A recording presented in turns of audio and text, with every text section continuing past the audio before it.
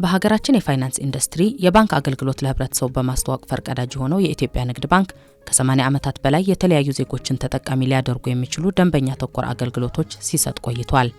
ከመደበኛው የባንክ አገልግሎት በተጨማሪም ዓለም የደረሰበት ቴክኖሎጂም ለደንበኞች ሲያቀርብ መቆየቱ ይታወቃል። ከነዚህም አንዱ የዲጂታል ባንክ አገልግሎት ነው። የዲጂታል ባንክ አገልግሎት ምህዳሩ እየሰፋ በሄደ ቁጥር ለሳይበር ጥቃት ተጋላጭነቱ እየጨመረ እንደሚሄድ መረጃዎች ያመላክታሉ። የሳይበር ጥቃት፣ የፋይናንስ አለመረጋጋት፣ የሀገር ደህንነት ስጋት እንዲሁም የደንበኞች እምነት ማጣት ከፍተኛ አሉታዊ ተጽዕኖ አለው።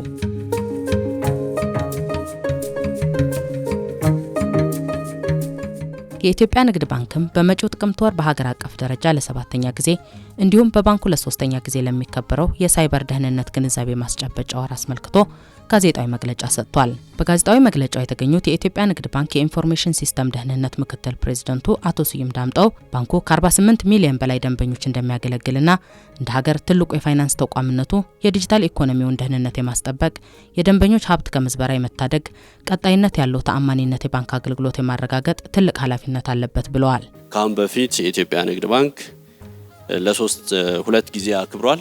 ለሶስተኛ ጊዜ አሁን ደግሞ ከሲአይኦ አፍሪካ ጋር በመተባበር እየሰራ ይገኛል ማለት ነው። ይህ እንግዲህ ባንካችን ትኩረት ሰጥቶ የሚሰራበት ኤሪያ ነው። ይህ የሚያሳየው ደህንነቱ የተጠበቀና የማይበገር ዲጂታል ስርዓት ምህዳር ለመገንባት በሀገር አቀፍና በባንካችን ደረጃ እያደገ የመጣውን ቁርጠኝነት የሚያመለክት ነው። ባንኩ የሳይበር ጥቃትን የመከላከል ብቃትን ወይም ሳይበር ሬዚሊያንስ በማጠናከር ሀገራችን ኢትዮጵያ የጀመረችውን የዲጂታል ቀዳሚ ኢኮኖሚ ወይም ዲጂታል ፈርስት ኢኮኖሚ መርህን የሚከተል ሲሆን ከዲጂታል ኢትዮጵያ 2030 ስትራቴጂ ጋር የሚጣጣም ነው። በተጠናቀቀው በጀት ዓመትም የኢትዮጵያ ንግድ ባንክ በተለያየ መመዘኛዎች ትልቅ ስኬት ያስመዘገበበት ዓመት ነበር ያሉት አቶ ስዩም በዲጂታሉ ዘርፍም ከ3.5 ቢሊዮን በላይ የዲጂታል ግብይቶች በተለያዩ የዲጂታል አማራጮች መከናወናቸው ገልጸዋል። በአጠቃላይ ባንኩ ውስጥ እንግዲህ 1900 የሚደርሱ ብራንቾች አሉ። ከነዚህ ብራንቾች ጋርና የዲጂታል ቻናሉ አማካኝነት የሚተላለፉ ትራንዛክሽኖችን ብናወዳድር 90% የሚሆነው ትራንዛክሽኖች ወይም ደግሞ የዲጂታል ግብይት በዲጂታል አማራጮች አማካኝነት የሚሄድ ነው ማለት ነው። ይህንን እንግዲህ በአጠቃላይ የዘረዘርንበት አንዱና ትልቁ ምክንያት ልክ ንብ ማር ለመስራት አበባ እንደምትፈልገው ሁሉ አታከሮች ወይም ደግሞ አጭበርባሪዎች ሀብት ያለበትን ተቋም ያተኩራሉ ማለት ነው። ስለዚህ በዓለማችን ብሎም በሀገራችን ላይ ከሚገጥሙ ዋና ዋና ስጋቶች መካከል ሰው ሰራሽ አስተውሎት ወይም አርቲፊሻል ኢንተለጀንስ የታገዙ ጥቃቶች እና የዲጂታል ማጭበርበር ወይም ዲጂታል ፍራውድ፣ ሰው ሰራሽ አስተውሎት ኤጀንት የደህንነት ስጋት ወይም ኤአይ ኤጀንት ሴኩሪቲ ተጠቃሾች ናቸው። እነዚህ ስጋቶች በተለይም ሰው ሰራሽ አስተውሎት አርቲፊሻል ኢንተለጀንስ ወደ ዓለም አቀፉ የሳይበር መልክዓ ምድር ከመጣ ወዲህ በፍጥነት እየተለዋወጠ ነው። እነኚህን ስጋቶችን ለመከላከል የባንኩ የመረጃ ስርዓት ደህንነት በሰው ሰራሽ አስተውሎት የታገዘ አረጋግጠህ እመን መርህ ወይም ደግሞ ኤአይ ፓወርድ ዜሮ ትረስት ሴኩሪቲ ስትራቴጂ በባንኩ በማስረጽ ላይ ይገኛል። በመሆኑም እነዚህ የደህንነት ስጋቶች ለመቆጣጠር ባንኩ አረጋግጠህ እመን ወይም ዜሮ ትረስት የሚል መርህ የሚከተል የሳይበር ደህንነት ግንዛቤ ለማስጨበጥ ከዚህ ቀደም ለ2 ጊዜያት የደህንነት ማስጨበጫ ወር አዘጋጅቶ የተለያዩ ስራዎችን አከናውኗል ያሉት አቶ ስዩም በመጪው ጥቅምት ወርም በባንኩ ለ3ኛ ጊዜ የሚከበረው የሳይበር ደህንነት ወርም የተለያዩ ዓላማዎች ያነገበ ነው ብለዋል። ወደ 4 አካባቢ ዓላማዎች አሉት።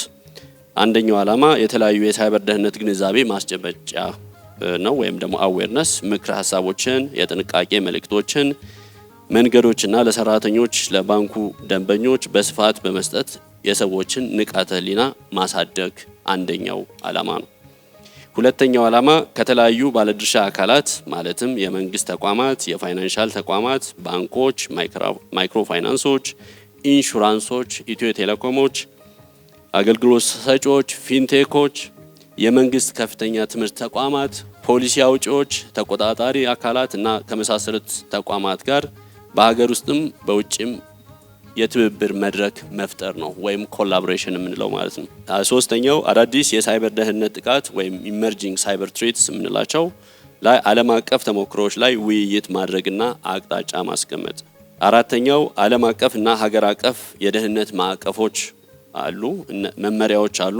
እነዚህ በአግባቡ እንዲተገበሩ ከዘርፉ ባለሙያዎች፣ አምራቾች እና አቅራቢዎች ጋር መምከር ይሆናል ማለት ነው።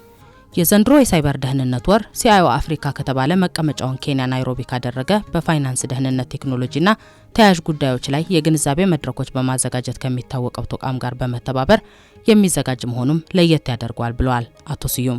የዘንድሮውን ተጽዕኖውን በዓለም አቀፍ ደረጃ ለማጉላት በዓለም አቀፍ በአፍሪካ በምስራቅ አፍሪካ ብሎም በአገራችን በዘርፉ ከሚገኙ ተዋናያን ጋር በመሆን በአይነቱ ለየት ያለ ፕሮግራም ለማዘጋጀት ከሲአይኦ አፍሪካ የመግባቢያ ስምምነት MOU ፈጽመን ወደ ስራ እየገባን ነው ማለት ነው። ይሄ እንግዲህ ባንኩ አንደኛው ቪዥኑ ወርልድ ክላስ ባንክ መሆን ነው። ስለዚህ ይሄንን ደግሞ ለማድረስ ዓለም ላይ ያሉ የደህንነት ስጋቶችን መረዳት እዛ ላይም ደግሞ ምክረ ሀሳቦችን በደንብ ማንሸራሸር ኢኮሲስተሙ ላይ በደንብ መረዳት እንዲኖር በከፍተኛ ሁኔታ በዘርፉ ልምድ ካላቸው ከሲአይኦ አፍሪካ ጋር በጋራ ሆነን እንሰራለን ማለት ነው።